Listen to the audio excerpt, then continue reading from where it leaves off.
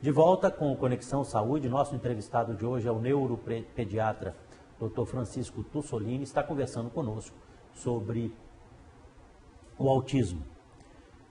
No bloco anterior tivemos um depoimento muito bonito aí da senhora Kathleen Carvalho. Meus parabéns aí pelo depoimento, de verdade, pelo exemplo de amor, né? Parabéns de verdade. Ela falou do primeiro, do segundo filho. É comum que tem um filho autista, o segundo filho também tem essa chance aumentada de ser também? É interessante você ver, tem um fator genético aí que é importantíssimo e ela acabou nos dando essa chance de explicar isso daí. Antes de explicar dela, só queria dizer uma coisa. A criança com autismo, se a mãe sai de carro ou o pai para levar a criança na escola, olha o tanto que é interessante. Ela está acostumada a ir por uma rua até a escola. Se eventualmente essa rua tiver um obstáculo e não puder ir, ele se irrita extremamente por ter mudado o caminho. Eles são bitolados, ele quer fazer aquilo que ele já sabe. Então eles não gostam de mudança de comportamento, e a Karen Carvalho acabou dizendo, eles não gostam de mudança de rotina, eles gostam de uma rotina única. Quanto ao fato dela ter os 2 filhos, nos permite explicar o seguinte, e eu tenho orientado muitos pais, Anuar, que arrisca o segundo filho. Você tem um filho com autismo, arrisca o segundo. O risco de um segundo filho com autismo é em torno de 8%. É muito pequeno, é muito pouco. Para uma mãe que já tem um filho com autismo, vale a pena arriscar ter o segundo filho, porque o segundo filho passa a ajudar essa criança, e é uma explicação que eu dou, e eventualmente irá substituir os pais quando essa criança estiver muito maior, e você sabe que nós temos uma hierarquia de idade para ir a óbito. Eu quero ir a óbito antes do meu filho. E certamente uma mãe que tem um filho com autismo, também ela quer óbito antes do filho. Ela quer morrer de velhinha, mas quer deixar o filho. E as crianças com autismo têm longa vida. Nós não estamos lidando com doença, nós estamos lidando com um transtorno. Então vamos nos adequar ao transtorno. Então uma mãe tem em torno de 2 a 8% de chance de ter uma criança com autismo. E o autismo, ele é genético, por isso que ela pode ter uma chance. Então, se você tem um sobrinho, um primo, alguém da família que eventualmente já tem um diagnóstico de autismo, você tem uma chance um pouco maior. É claro que não precisa também entrar no desespero. Tem um primo de 3º grau que tem autismo e eu não vou ter filho porque eu tenho medo de autismo. As chances, elas existem e são mínimas. São quase igual, por exemplo, uma mulher que tem 40 anos e ela tem, de cada 100 mulheres, 25 mulheres terão um filho com síndrome de Down aos 40 anos. E esse medo não impede que muitas mulheres aos 40 anos tenham filho, né? Mesmo sabendo do risco da síndrome de Down. Então, geneticamente existe uma outra coisa importante hoje que está provado. E assim, é genérico e hereditário também? Tem, é genético e hereditário. E hereditário. Os pais, por exemplo, hoje está provado que os pais, quando têm uma certa idade, a partir de 45 anos de idade, eles passam a ter filho, eles têm um risco maior de ter filho com autismo. Crianças que nascem prematuras têm um risco maior de ter autismo. Crianças que nascem e têm sofrimento fetal e foram para a UTI neonatal têm risco maior de ter autismo. Então, hoje tem um monte de dados que nos leva a perceber que tem um fator genético e tem um fator ambiental também. Então, por exemplo, aquele pai que tem 60 anos, casou de novo, está tendo um filho, ele tem um risco maior de ter um filho com autismo. Claro que você pode ter um pai com 25 anos com um filho com autismo, mas o de 60, 70, certamente tem um risco maior. Nós temos a pergunta da Marlúcia Santos, de Manaus. Tem um neto autista de 8 anos e gostaria de saber como ocorre o desenvolvimento afetivo dele em relação a abraços e beijos. Olha que legal, dona Marlúcia Santos, né? Eles não são muito afeitos a carinho.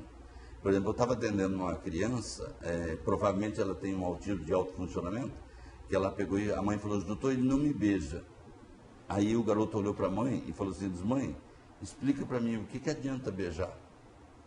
Então veja como eles são extremamente práticos. Mas eles conseguem beijar, conseguem abraçar, basta que seja ensinado e não seja ensinado de forma demorada. Você tem que dar um beijo numa criança com autismo, um beijo mais rápido, não pode ficar lá com a boca ou o nariz cheirando a criança, porque eles não gostam muito. Um outro detalhe, as crianças com autismo gostam de cheirar muito. Ela cheira absolutamente tudo. ou põe tudo na boca. Então, são dois dados que também, além daquele elenco que eu falei, mais essas duas coisas. Então, eu acho que a mãe, a Marúcia, deveria insistir um pouquinho mais para beijar, abraçar, mas jogo rápido. Abraça, sai, e vai dando oportunidade para a criança entender aquele Isso tem que ir relacionamento. acostumando desde novinho. Aos poucos, sem aquela tortura de abraçar e ficar apertando, sabe? Beija sem apertar, beija e solta, chama para beijar, vem cá, quero te dar um beijo agora, e dá um beijo rápido e solta. A criança precisa aprender que aquilo existe na vida dela, e ela vai concordar que existe e aceita.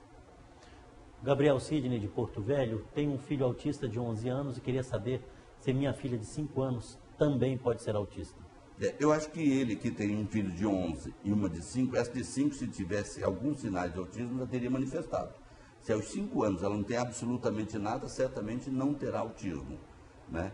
E não tem autismo, porque você não vai desenvolver autismo depois que você fala, entende, o que pode, até porque pode ter alguma mãe vendo isso, nos ouvindo, o que pode é uma criança aos 18 meses falar papai, mamãe, dá, tal, e parar de falar. Isso existe, e com uma frequência alta. Mas uma criança aos 5 anos, aí no caso desse senhor de Porto Velho, que é uma criança de 5 anos, que já está falando, interage, é uma criança 100% normal, muito ou impossível ter autismo a partir dessa idade. É um diagnóstico realmente vai aparecer os sinais, sintomas muito precocemente. De forma muito precoce, novo, né? de forma precoce. Nos Estados Unidos, 3 meses, já começa a pensar, e nós por volta dos 18 meses, e hoje em Manaus, graças a Deus, tem muito diagnóstico sendo feito aos 2 anos de idade. O Brasil, geralmente, a média nossa é aos 4 anos, mas o nosso diagnóstico está sendo aos 2. E aqui eu queria dizer uma coisa, o pediatra, e eu vou dizer isso porque eu sou pediatra, o pediatra, infelizmente, é o médico que mais atrasa o diagnóstico das crianças com autismo. É preciso que o pediatra tenha coragem e encaminhe toda vez que a criança não estiver falando aos 2 anos, toda vez que a criança tiver estereotipias. Não tenha medo, encaminhe para investigar. Né? Se até for, existem outras doenças, né? Claro. Outra coisa, não há. Tem um médico americano, ele é brasileiro, fez inclusive pediatria comigo, daí ele foi embora para os Estados Unidos e eu voltei para Manaus depois da especialização. Ele mora nos Estados Unidos, ele tem um centro de autismo lá. Ele falou o seguinte, olha, aqui nos Estados Unidos, nós erramos o diagnóstico, nós dizemos que é e depois retiramos. No Brasil, infelizmente, você fica atrasando para dizer que é. Então, diga que tem autismo e depois não era. É melhor do que dizer que não era e depois dizer que é. Você está entendendo? Se pegar uma criança com 10 anos e dizer, olha, era autismo. Por que não investiu antes? Então, se você precisa do convênio, só libera se tiver o diagnóstico, você diz que tem atraso da fala e é compatível com o autismo. E faz as terapias, como aquela mãe falou, a Kelly, que tem que ter fonoaudiologia, tem que ter psicologia, tem que ter escola e tem que ter uma família 100% orientada. Esse diagnóstico, eu imagino assim, é feito exclusivamente de forma clínica? Tem algum exame que a família, porque paciente, né? Doutor, não tem uns exames para fazer? Como é feito o diagnóstico realmente, aí já técnico? Pois é, o autismo passou por várias fases. Teve épocas que se fazia milhões de exames para tentar achar alguma causa. E depois ficou até uma certa época, que infelizmente em Manaus ainda permanece essa fase que não é legal, de fazer investigação de audiometria, ressonância de crânio e eletroencefalograma. Esses 3 exames não fecham diagnóstico de autismo. Não fez. Então, hoje a regra é o seguinte, o diagnóstico de autismo ele é clínico. E quem faz diagnóstico de autismo são os pais. Os pais que fazem o diagnóstico. O médico precisa só orientar o melhor caminho. E se eventualmente você acha que tem surdez, você vai fazer audiometria. Se você acha eventualmente que tem uma lesão motora, você vai fazer ressonância magnética do crânio. Se eventualmente você acha que tem epilepsia no meio, você vai fazer eletro. Mas os exames só em função do quadro que você está achando, mas não para fazer o diagnóstico de autismo. Aquele negócio, faz todos, deve todos normais, daí era autismo. Não precisa fazer todos, que são exames invasivos, como a ressonância né, um exame que tem Imagino como assusta a criança. Isso, você tem que anestesiar a criança, você tem que injetar contraste para você fazer uma ressonância de boa qualidade. Então, o certo é, o diagnóstico é clínico. Exemplo, por exemplo, no Brasil a gente chama de MChat, mas o nome do documento é MChat, que é um questionário de 23 perguntas, onde os pais respondem e você diz, olha, tem características importantes para o autismo, demora 2 minutos questionário anual. Isso era para ter em todos os consultórios de pediatria. Qualquer criança deveria fazer. Ah, mas ele fala, bem, faz o questionário, vai dar negativo, e a mãe diz, olha, meu questionário deu negativo. E é um diagnóstico, um documento de triagem maravilhoso. Eu tenho feito algumas conversas e palestras com alguns professores, ou alguns pediatras, e tenho dito para eles, põe no seu consultório o MChat. A sua secretária faz. Ela diz, olha, nós temos um teste, gostaria que você fizesse. Todos fazem. E a médica, pediatra ou pediatra, confere a resposta, tem um gabarito, e dependendo se existe suspeita, encaminha. Não tem suspeita, acabou o problema. Então é uma coisa simples e extremamente salutar, e as pessoas farão com a menor tranquilidade do mundo. Agora, infelizmente, ainda é pouco estão usando, e eu espero que daqui a pouco todo mundo esteja usando. Ok. Volto a lembrar que você pode participar pelo WhatsApp, 92, o código de Manaus, o telefone é 2738. Vou repetir, 2738. Questão de 2 minutos, voltamos aqui com Conexão Saúde.